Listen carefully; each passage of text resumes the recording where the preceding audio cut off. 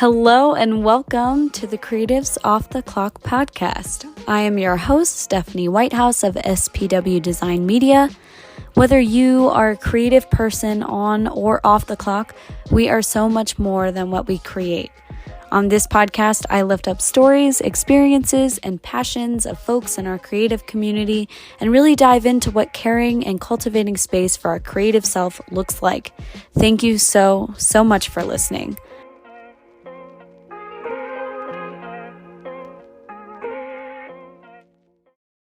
Okay, I just want to give the warmest welcome to my next guest. I'm so happy to have you here, Katherine Newell Okojie. Welcome to the podcast. Thank you. I cannot wait to have this conversation. Before we dive in, though, we are currently experiencing the blessing of being together in person, which is quite an awesome time. As people may or may not know, I just moved back to Colorado from Texas, and currently we are going to acknowledge the land that we are on. This is Ute, Arapaho, and Cheyenne land. So we are thankful to be here. And so Katherine, how we came to be into existence is quite an interesting story. Like Genesis? Or... Yeah, in the beginning. In the beginning. Like, I guess, so I know Katherine because we were working at a place that shall not be named in this conversation. But we found each other. I was the acting digital communications director. She was brought on as the spiritual director, and we just kind of collided in like the best way possible. What is that? Dave Matthews Band Collide, like the song. But yeah, it was a pleasure to run into her and work with her. And yeah, do you want to say anything about our partnership over that time? Yeah, I think it was unexpected. For me, I started a job. We can name that it was a spiritual center in Denver. It was, yes. It is still in existence. Mm-hmm. It is a very historical space. Mm-hmm.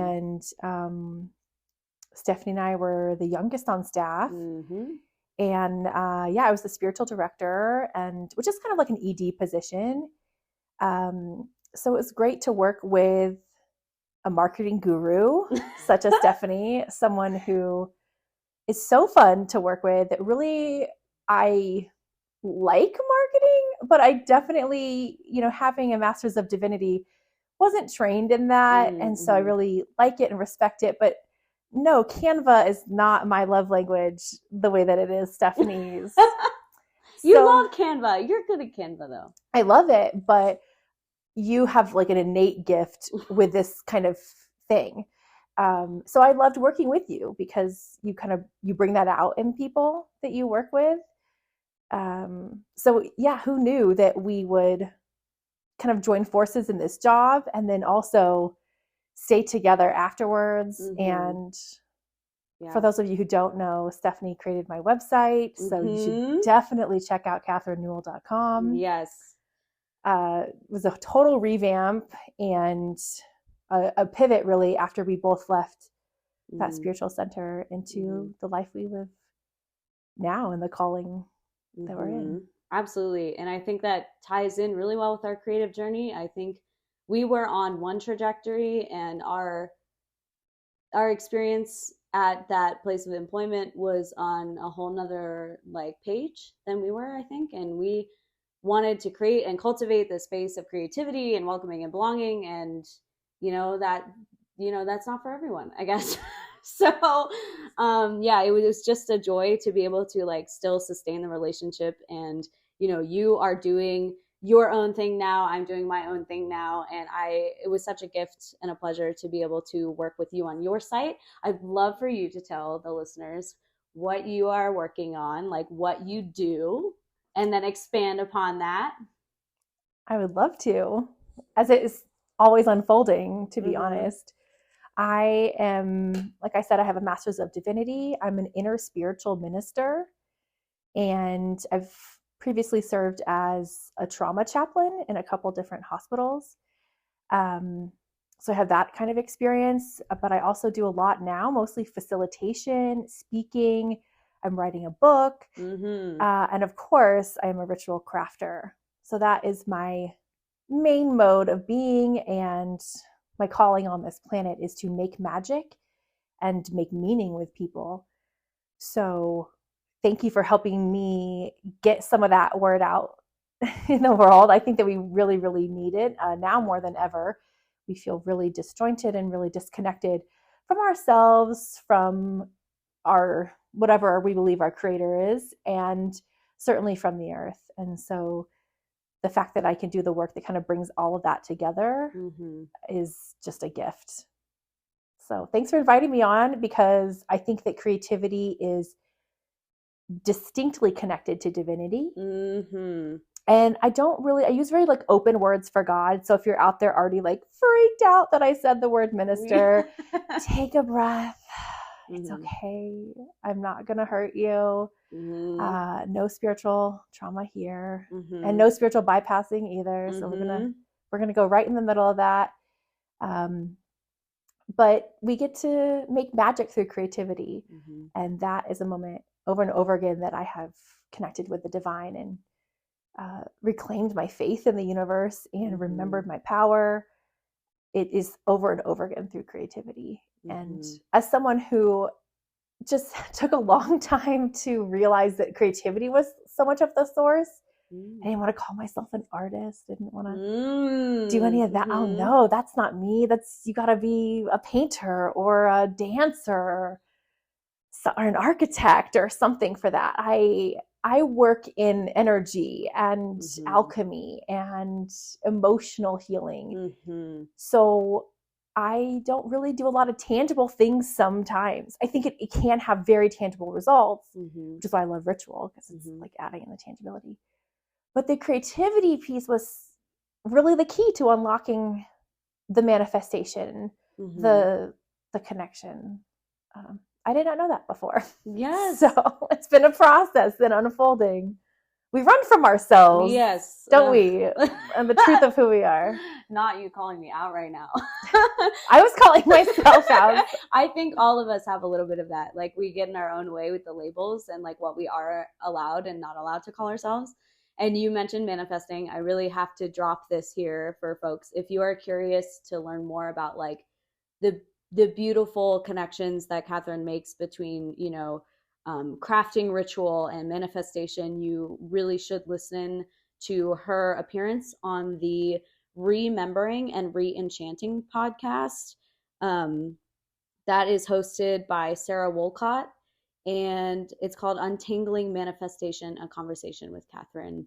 And it really beautifully sets up the background, a lot of beautiful paradigms, a lot of, worldview, and just like synthesizing everything. I'm sure that will come up in our conversation. If you want to dig in deep to that, please take a listen. It is literally the best 45 minutes of your time. If you are driving somewhere, commuting, it's a very spiritual, life-giving conversation. So just wanted to put that in there. That's so funny, because I really thought it was like a pretty decent history lesson. No, there's so much history in there, and it's so meaningful, because this is going to touch on some of the stuff we're talking about. But when you think about creativity and what our society considers as normal or productive, and how productivity is oftentimes a killjoy to creativity, because we're like, oh, we got to get this done, We're just so consumed by our to-do list or the expectations of us getting our to-do list done that we don't create the space for the things that fill us up the most. And that is the space of manifestation, isn't it? Between like the wanting and the having, and the life that we feel called to co-create, not just on our own, but with the forces in the universe and with the energies and with each other. Yeah, it changes a lot. And to do it ethically is really important. Not just to me, but I think everyone, but we don't really have a lot of people talking about that on that frequency right now. So thanks for lifting that up, because so much of what I do and teach is about ethics. And I've done a lot of ethical leadership development throughout the years, and mostly because I don't really see a lot of ethical leaders out there. So I thought maybe I'll train them. It's kind of hard. They don't really knock on your door all the time. But it's been incredibly rewarding to do that work. And the manifestation piece is crucial. People like to make magic. People like to expand and change their life. And how do we do that? With understanding some limitations. Like, some limitations are good. And you talked about productivity, killing creativity, and that can be true. And I also think that it can unlock it as well. So true. When it's a yes and. Yeah. It depends on which kind. I think that when we decide what we want to produce, that is part of the creative process. It's very different. I think that we are being told that productivity is horrible in many ways, because that is all fueled by capitalism and by the corporations that we are beholden to in this society if you want to just survive the bare minimum. And I know a lot of people are probably listening to this thinking, this woman talks a lot about like ethics and morality or whatever for a minister, like just talk about God. But I believe that we are the manifestation of the divine in many ways. And when we act out of alignment, we are really harming each other and ourselves. So my goal with creativity often, and with the work that I do, is alignment and realignment. And so I think that you can be productive. Yeah. And you can be creative at the same time. And there's nothing like that. And I know that you know that. It's just like, it's a very delicate balance, you know? And it's also like, it literally depends on which system you're functioning in, I think. Like, what ecosystem you are. If you, like me, creating at home, I can hold myself to a schedule. I can be like, I really want to co-create with 5 people this week. And in order to make that happen, I need to do this, this, and this, and this, and feel very energized by that, versus, you know, the traditional sense of productivity versus, like, I do have a 9-to-5 job right now. And, you know, with deadlines and some, you know, menial tasks, there's some stuff about that. It's not bad. It's just like, there's some, you know, when it feels like soul killing and like the mode in which you operate in, the space, the energy that you're operating in, like, you know, you can tell when it is either not life-giving or life-giving. Absolutely. I don't think that's related to productivity.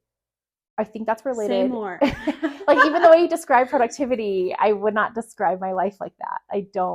I've tried to do that. I've bought like really fancy planners. Oh yeah, those don't work for me. No. I spent hundreds of dollars, maybe thousands of dollars in my life trying to be productive in that way. Yes. Creative is when your creativity is dictating actually your productivity, your life is very different. So what you're kind of talking about, you said productivity and creativity within systems, and I don't think it can exist like that. That's so interesting. To be honest, you have to go outside the system, the paradigm, whatever it is. You have to go to a blank page always. You have to go to the, edge of a mountain. You have to have like this blank open space in order to start whatever it is. So it's so funny because I just would never call productivity like, I guess, the planning. So you look at productivity like scheduling, and I look at it as like product, like whatever you end up producing. That's like how many pages you write in your journal that day, you're extremely productive. You wrote like 2 pages. That's phenomenal. There's many humans who can't do that. How many courageous conversations did you have with your loved one that day? That's very productive. Yeah, I think it really comes down to someone's definition of productivity, which definitely will vary depending on like where you're coming from, what spaces you're functioning in, how you move through the world. And that is very interesting. And your values. Because if you value a certain kind of productivity that exists within emails or, I don't know, a Slack channel or something, then okay. Then that's okay. But that's going to be the confines, like you said. So until you take those words out of a system, out of a box, like they're never meant to be in that box. I feel like we really got indoctrinated. Yeah, there's this meme I saw recently where it's like, we really were just like running wild through the fields, picking berries, having picnics. And now we pay, we're paying taxes and like just clocking into our little jobs, like, so yeah, it's just, that actually leads into one of the questions I want to ask you is, how do you then create that sacred space daily for yourself? How do you create that blank page? So, and it doesn't even have to happen every day. I feel like there's also a pressure where it's like, oh shoot, if I didn't be creative today, then oh no, sad. So like, when do you find the space? I guess like I open that up to you. Like, when do you embrace the space? How do you embrace space? Two things. You just, I think, define creativity within a productivity lens. Shit. Just by this like expectation of creativity kills it already. Like, goodbye, we're done. Yes, that's so true. And that is so hard, I think, in creative jobs, like in creative careers, when your paycheck is determined by how you have to create and you have a deadline. So figure it out, right? But also, I just want to take a moment and say that I struggle with this myself. And so I don't think that you should trust ministers with more answers than questions.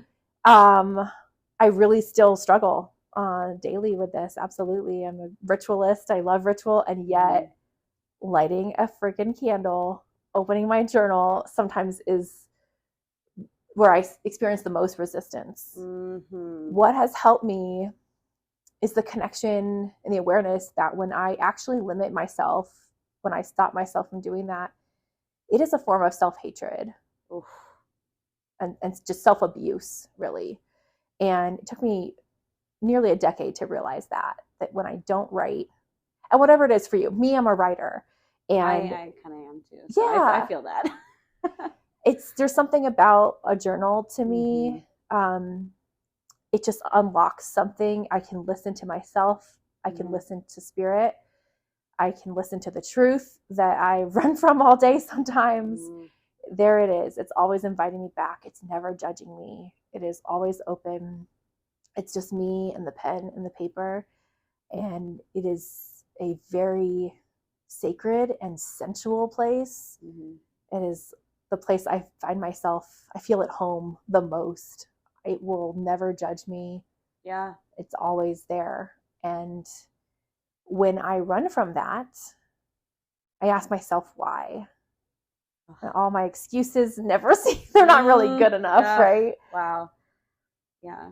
So, it's hard. I feel you there. I have been journaling since I think my earliest, I have a stack, like about 2 stacks of journals worth, I think from about 2006 or 2009.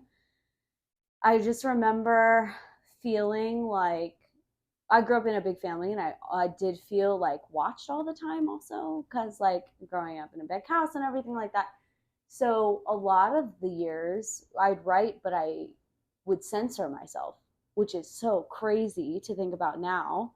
And it wasn't until like later high school, maybe undergrad years, where I was just like, yeah, these pages aren't going to judge me. Why am I locking myself like into this?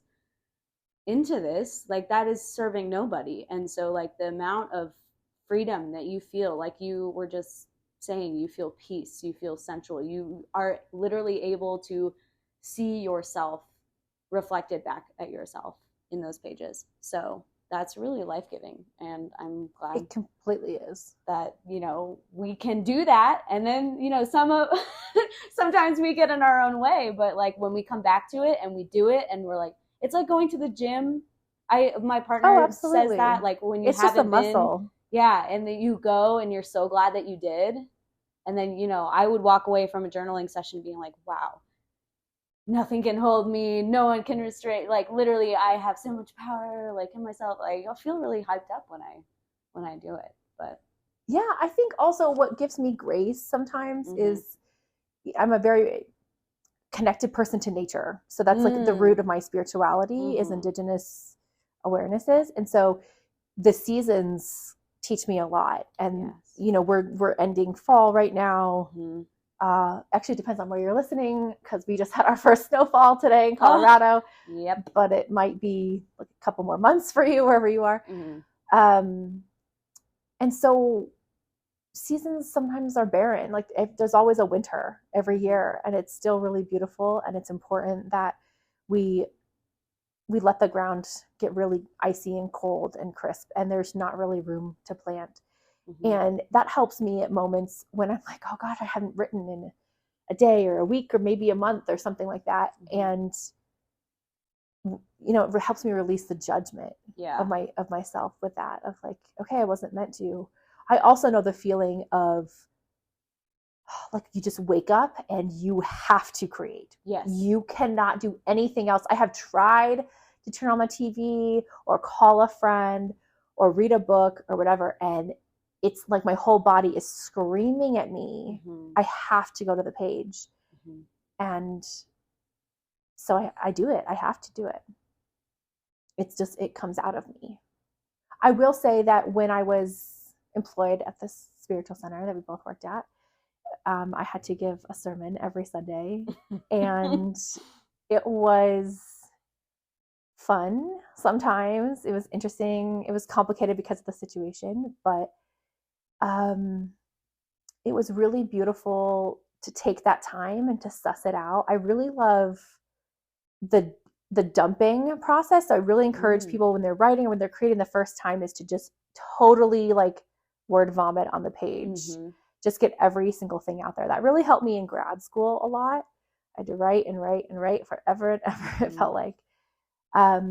So there's that, but I love the editing process. I really love going back and go, oh no, I want to tweak this. I really love that, creating the sculpture, you know, out of the marble per se. For sure. I am a person who likes deadlines though. So I will totally, if there's not a deadline, which has been like one of my hurdles with my own book, right? Is I have some deadlines, they are good suggestions, but if someone else gives me a deadline, it feels different. That's true. And part of me, like that, maybe I just have an issue with authority. I think generally, I think we both do, especially if it's coming from a board of older white men. But I'm just going to let that sit there. But I think that, like, you were speaking earlier about the biggest resistance when you go to sit down and write, a lot of the time is when you hit that resistance. That's when you know it's important. Like, that's when you know you have to do it. And so, like, the self-imposed deadlines, like when you know something has to be created or something has to get done, I find myself in the flow states very easily. When someone else is telling me to do something, like, just the other day, Dylan's like, yeah, you should probably get, all leather tires for your car. And it's like, yeah. And I am a procrastinator, like a professional procrastinator. It's just part of. Hey, they say actually creative people are procrastinators. Yes. And I 100% subscribe to that. Yes. I just got married. Urgency. I wrote my vows like way too late. You know, I thought about them a long time, but there I was, like 10:30 the night before my wedding. Mm-hmm. And there's also they were beautiful. Okay. Yes, and you want them to also sometimes, like, I can't write a birthday card or like a letter until like very close to it, because I want the emotion to be like there when I'm writing. So like that's part of the reason, like when I am called to journal, like I have to do it because like the tears might fall on the page, or like I don't want it to feel disingenuous too. So there's also that. And like I was diagnosed with like late ADHD like pretty recently, which is like its whole, process that you have to alchemize and all that stuff. But also realizing that like the executive function thing that's going on, and like not wanting to do something until it's either like interesting or there's urgency around it. And then the other piece for me is like, how emotionally attached am I to this? Like, do I want it to feel genuine? Something like that. So it all like comes down. I literally cannot do something if I'm not emotionally attached. It is really hard. I think I failed whole classes in like high school. Yeah. And then because I just was like, this is a no for me. And if my soul is not in it, I will just fail. I literally, it's just not important. I will not prioritize it. And yet I will go to the ends of the earth for things that people think sometimes is a waste. But I also think that's a value of our society. You have to have some people dying on hills. for things that we care about. And I don't need every single class that I had to take, literally, right? Yeah. I needed other things. And that's okay. Yeah. And I think it also, that's really good to hear you say, because there was a while where, you know, you feel pressure to like pass everything, but literally I was graduating within a pandemic. I failed one class. I remember sitting behind my computer thinking, okay, if I get a D on this paper, will I pass the whole entire class? Literally so many reasons. I was not emotionally like in it. I was not in a space to like do the class at all. Also, it was media law. It was awful. Imagine like I could never do law school, first of all, but just like, and I'm like, oh, that sounds fascinating. But I think that's when I started to develop the sense of like, this literally causes me so much heartache. I don't care about it pretty much at all. It is important, and I have done some learning since, but like at the time it was like, no, I kind of don't. But it's also made me better at saying no to things that don't feel aligned, like in my aligned with me. So yeah, I had that. I mean, this is a lesson to anyone listening. I have failed multiple classes in high school and undergrad. You're still alive. And graduated grad school, went to grad school, have a degree from an Ivy League. So don't let anybody tell you it's not possible. Grades are stupid. I will die on that hill, that's for sure. No, grades are ridiculous. And so much of school is actually to take the creativity and the autonomy out of humans and for us to become lemmings, so to speak. Like a little bit, yeah. So I really don't enjoy that. I loved college because you got to do what you wanted. I also crafted both of my degrees. I also couldn't even pick a major. I had to create them. I love that for you. I love that for a lot of people. Yeah. I encourage you, if you're listening to this, please go create your own major. Go make your own. Yeah, it's a build your own. Yeah. I would also say, to your other comment, I do a lot of sex ed and like sacred sexuality. So people think like that's different, but it's really important that we're embodied human beings, and pleasure is a huge component of spirituality.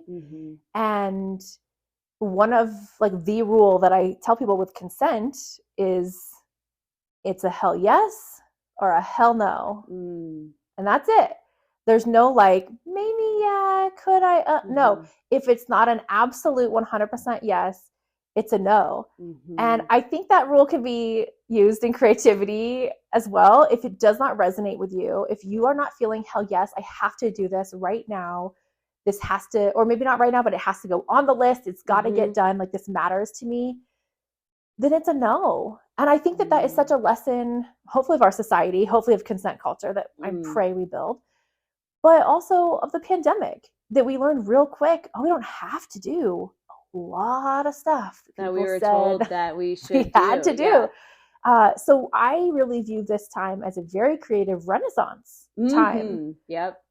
And that's not to say, I want to acknowledge, the lives lost and the lives upended. I mean, there's a lot of trauma for sure. I just want to say that. But as the system that we, grew up with dies, it's really beautiful to witness the creativity in building a new way. And it's so important that we vision that way through. That's why we need creatives now more than ever. Everyone's like, yeah, just do another tech job. It's like, and actually there's a lot of creativity in tech as well, and coding and all that stuff. But when you don't bring creativity, when you're just checking a box, your soul is dying. We all need it. It's literally like the lifeblood in us that sustains us, supports us, connects us. So if we don't have that, what is the point of being here? And I think a lot of people remember that during the pandemic. I'm a little sad now that people have forgotten so very quickly our connection to each other, our connection to nature. Everyone was hiking.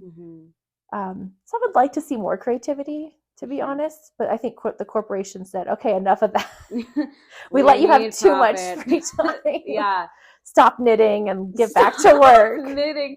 Literally, I think I cracked open like during that time because like everything was imploding essentially. My roommates moved out to go back home. I did not want to move back home. So I was essentially finishing undergrad, like living by myself for those last couple months and into the summer. And then, of course, the George Floyd episode literally broke everything open.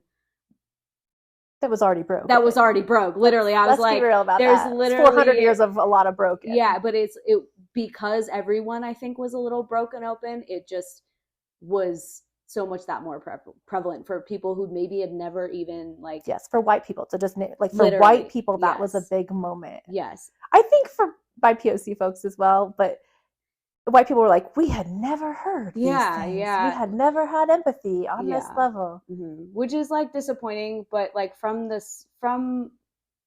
whole experience of that time, just like being broken open in the sense that everyone literally had to sit down and like shut up for a second, deal with their stuff and deal with their stuff. This is who I am. This is who we are. Literally, I was sitting there like I did so much furious journaling, like literally just, figuring out everything. Cause I'm a very like go kind of person. I was definitely overscheduled. I look back on my, I have some old agendas and planners that I unfortunately like was forced into using. Otherwise my life would fall apart. I don't use planners or agendas anymore, really. Except for Google Calendar. Thank you, Google Calendar. Shouts out. Literally. But I look back at that time, like, how is that sustainable? Like, none of it was sustainable. And so I'm like super grateful for that time. Like you said, there was a lot of pain, a lot of tragedy, a lot of hurt, a lot of healing that happened during that time. A true reckoning. And it's still happening. However many forces are trying to can we remind it. people out there? Yeah. It's still happening. It's still happening. Black lives still matter. They're still being murdered by the police. Yes. This is still an epidemic. Please keep talking about it. Literally, yeah. It's really shocking. There's so many things that happened a couple years ago that people are like, we're over it. And it's like, dude, that was 2 years ago. It's not as long as you think. Like, it's literally, that's barely any time. Well, when you had like 400 years of this history. Yeah. Well, that was forever ago. I'm like, oh no. There's a lot of history there. It is. So I guess a question for you. You launched a business. You are writing a book. You are creating magic with clients currently. You are co-parenting another small human and growing a human inside you. How do you balance your own creative endeavors while also taking care of yourself? How do you practice rest, and how do you prioritize returning to yourself? I am lazy. I should have written that as a sermon. Just said I'm lazy and then walk off the stage. I think that being lazy is such an asset, and I encourage people to do it because I get stuff done real quick that needs to get done so I can go back to doing what I want to do, what my body needs to do. I think that's a huge component. My mother, for years, she does not have that gene in her. The chill button? No chill button. No, it can be 10 o'clock at night. She's like, I'm still writing. I'm still reading. I don't want to live life like that. I did not design a life like that. So this has also been years of cultivation, but I've always been lazy. And for years, it was such a detriment.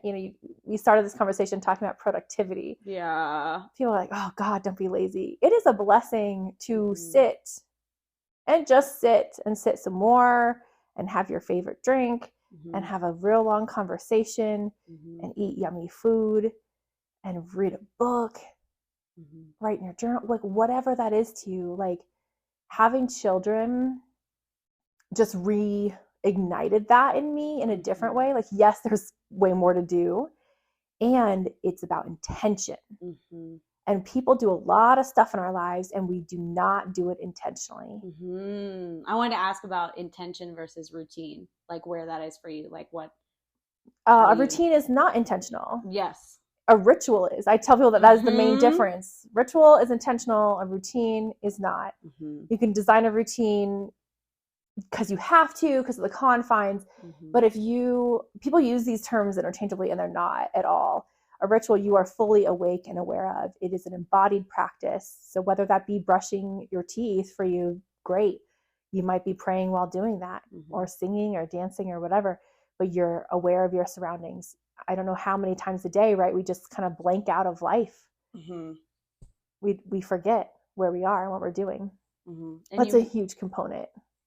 And you mentioned feeling embodied, like feeling yourself in your body, like being grounded in your body earlier, and how important 100%. That is. And I think that being a parent teaches you that, because they are like right in front of you, asking you the most ridiculous questions that I have ever heard in my whole entire life. Like the other day, Otis was just going on and on and on and on about, did you learn this in the cemetery? I want to go to the cemetery. Just look really upset about needing to see the cemetery. And I was like, I don't know what you're talking about, which cemetery. Turns out that Otis was talking about seminary. Oh, that's so funny. Where I went to grad school. So I said a seminary where they teach minister. Yeah, okay. Halloween. Very different. Two very different things. So you have to be present to get it, and they deserve that. And I think that that's a huge, I love working with parents. I love being a parent. I think that that is the key to system change.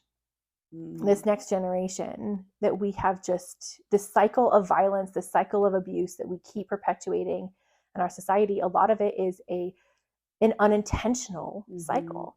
And so when we're awake, we're aware, we do our healing work, we go to therapy, we treat each other as actual human beings and not as objects. So many people treat children as second-class citizens. They are the most, EJ tells me this all the time, that people in like basic training have like 500 more rights than children do. And like when you're in the military and you have to like be told, like, you know, where to put your foot at every single moment, and when to sleep and when to wake up and when to eat, like even they have more rights than we really give children. So being intentional, creating magic and meaning with children is phenomenal. And being in my body is essential, really crucial. But especially now that I'm pregnant, I'm learning a whole new language with my body. Sometimes not as peacefully or gracefully as I'd like in the first trimester, but it's a phenomenal thing to go through, to have your body sort of hijacked by another being, and I get to relearn it on the fly, which is really, it's a beautiful gift, I think. And I mean, I also keep paradigm shifting it, right?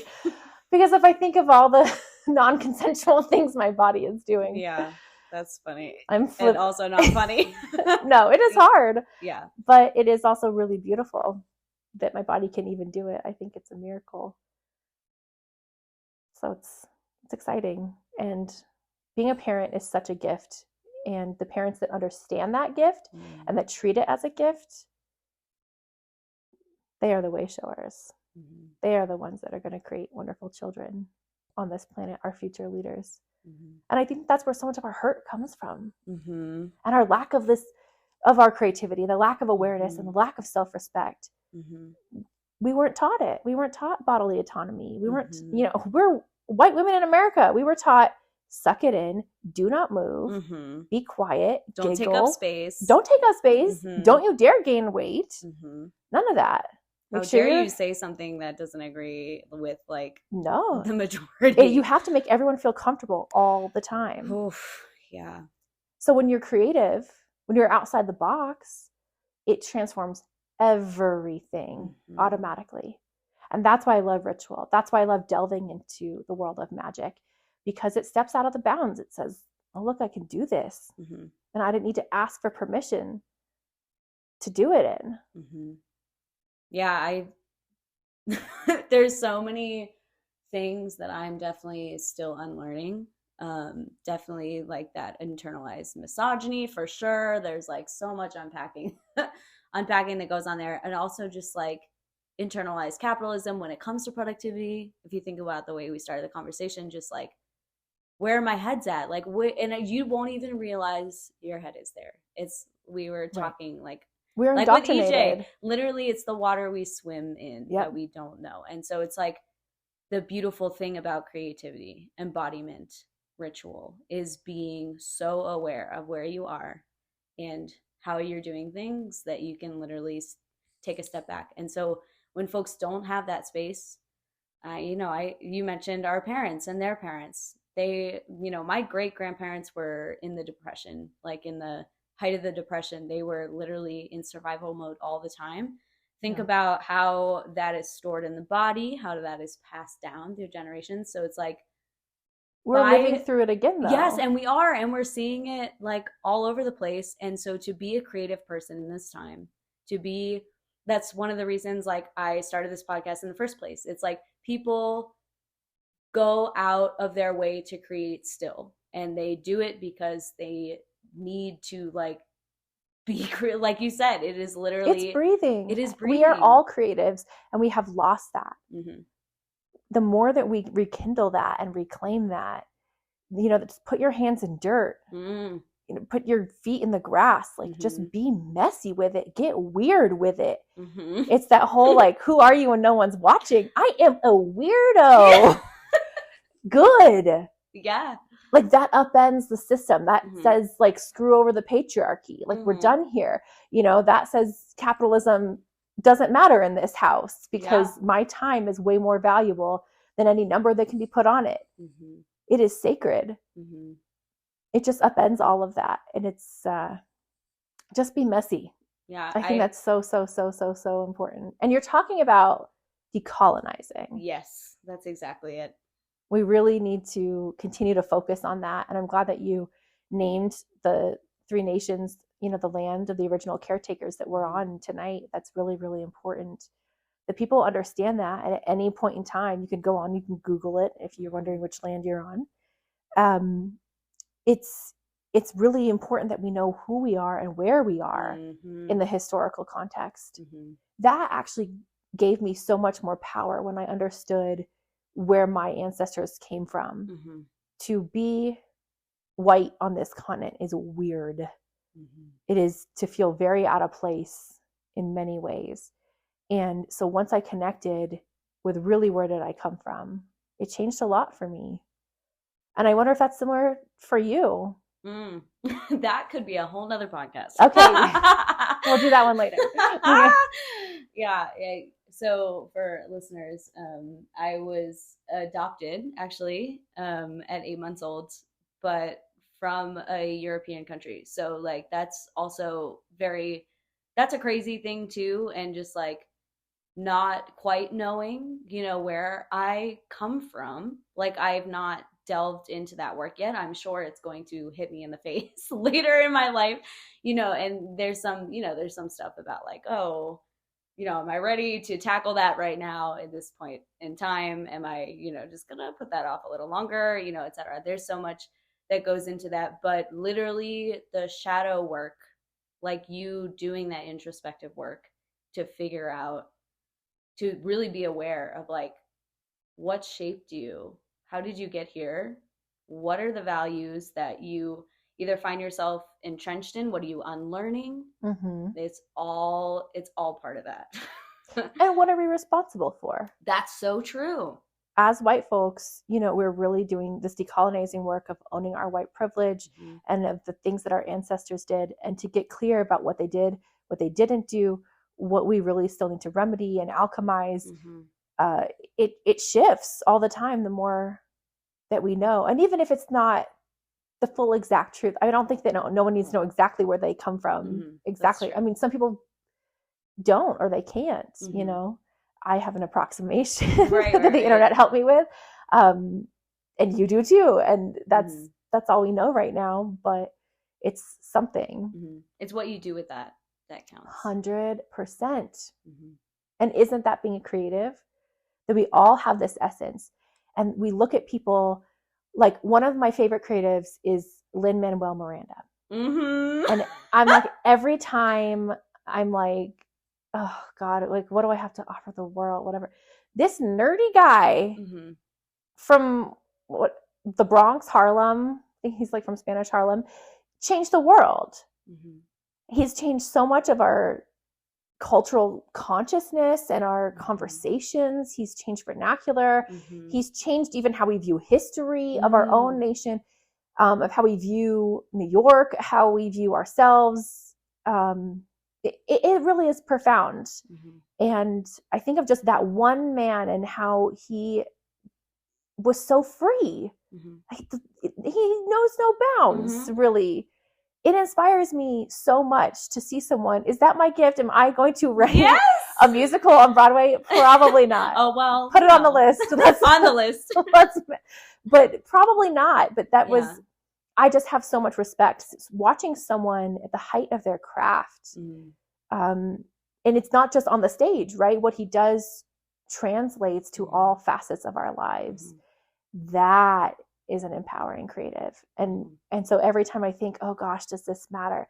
I think it does. I think it still matters. Like, press that send button, post it anyway, download it. For sure. Do the thing anyway, like, take the risk. That has been one of my deepest struggles, is that maybe I do create, but sharing it.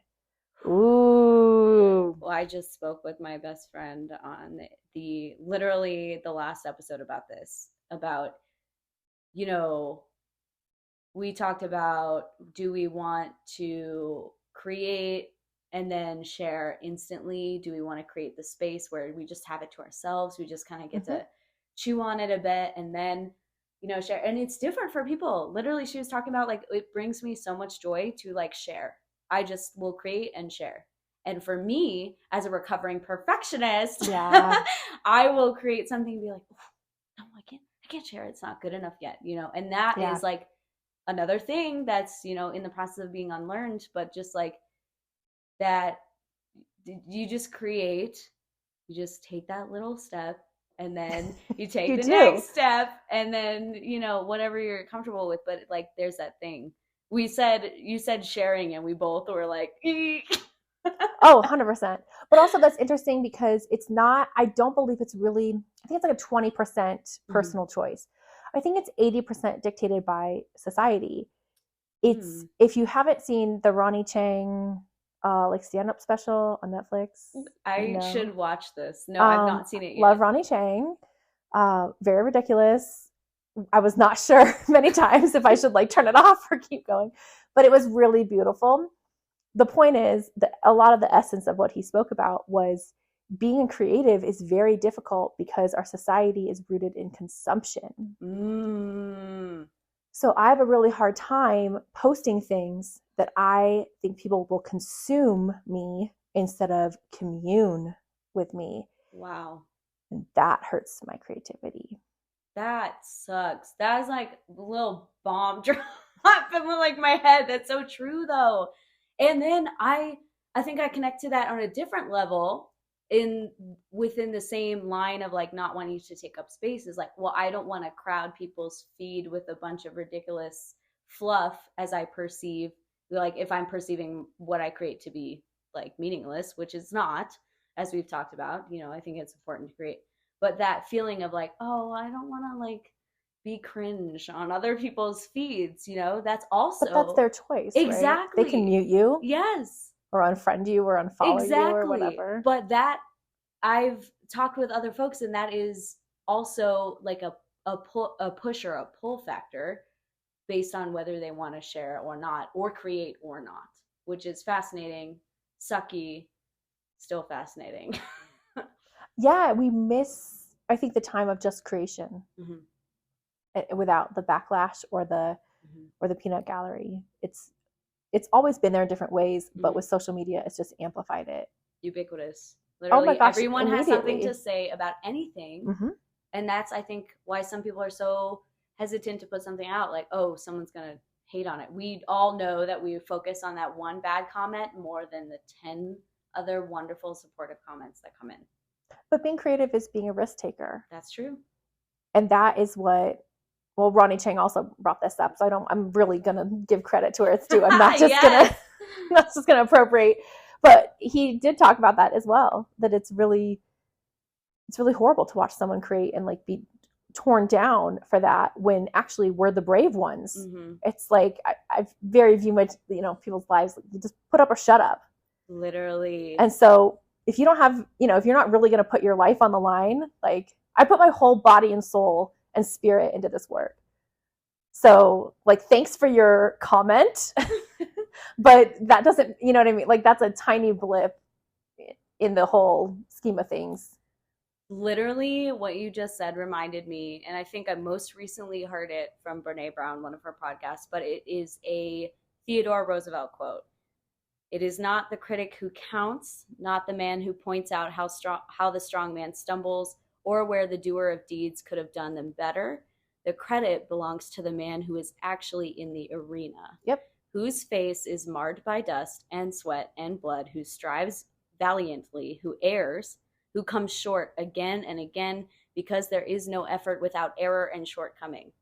But who does actually strive to do the deeds, who knows great enthusiasms, the great devotions, who spends himself in a worthy cause, who at best knows in the end the triumph of high achievement, and who at the worst, if he fails, at least fails while daring greatly, so that his place shall never be with those cold and timid souls who neither know victory nor defeat.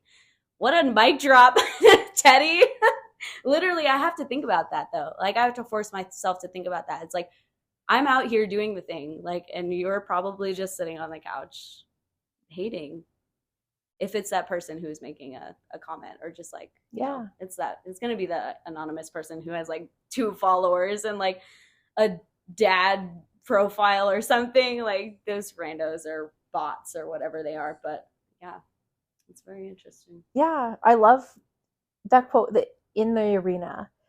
And I think that's like my takeaway from this conversation. We talked about creativity in all the ways, like the blank space, the full space, like entering that, and the intentionality and making magic.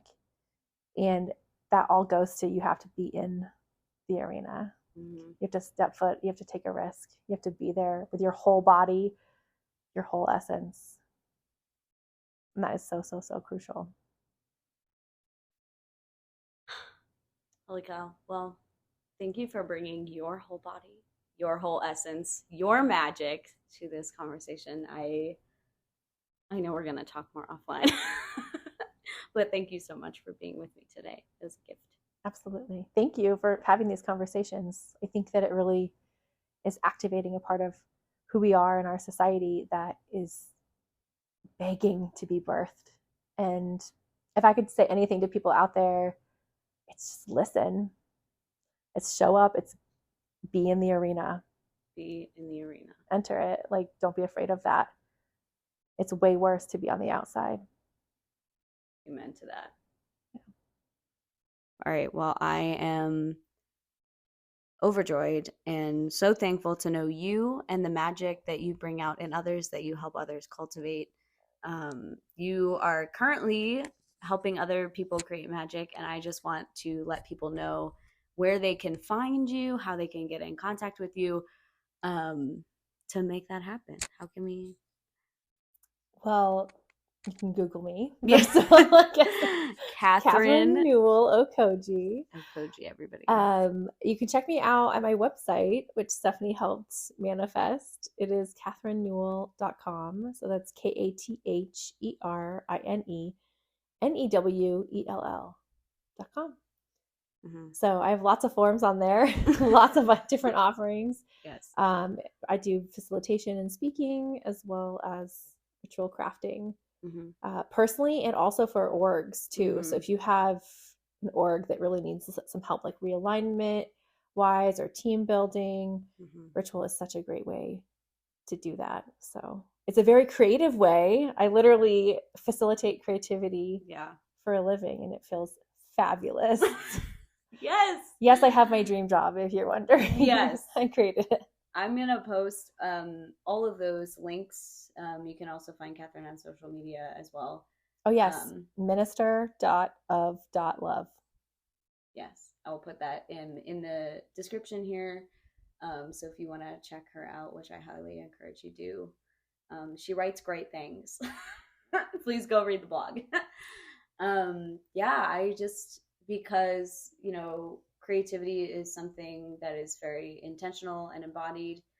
We talked a lot about ritual on this podcast. I was wondering if we could close with something appropriate in the space. Pause. Yeah. Well, I will just say that I just love to do when I'm feeling not as creative. I do, like, some people call it an affirmation or a prayer or a spell. But I just like to pump people up. Empowerment is one of my superpowers. I love it. Can confirm. 11 out of 10 would recommend. Thank you. So I guess to end it, I just kind of want to, like, shout at people how great they are, if that's okay. Without hurting people's ears. You're no. awesome. Yeah, exactly. Yeah, you. No, I won't shout at you. But really, and I'm not going to say you, I'm going to say I, because I want y'all to hear it in the affirmative. Yes. So it really, really matters how it comes through. So I am creative. I create with ease and grace and power and purpose. I am meant to create on this planet. People receive my art with love, with embrace, with admiration. I intentionally manifest the life I lead and the love that I cultivate. I am worth it. I do not need to earn it. I am already there. I am already it. I allow the universe to work through me as me. I am a creative genius. I activate the ritual, the magic that makes me special. I feel so blessed to be a vessel to create. And I got this. So I'm going to start right now and manifest my dream world. Amen to that.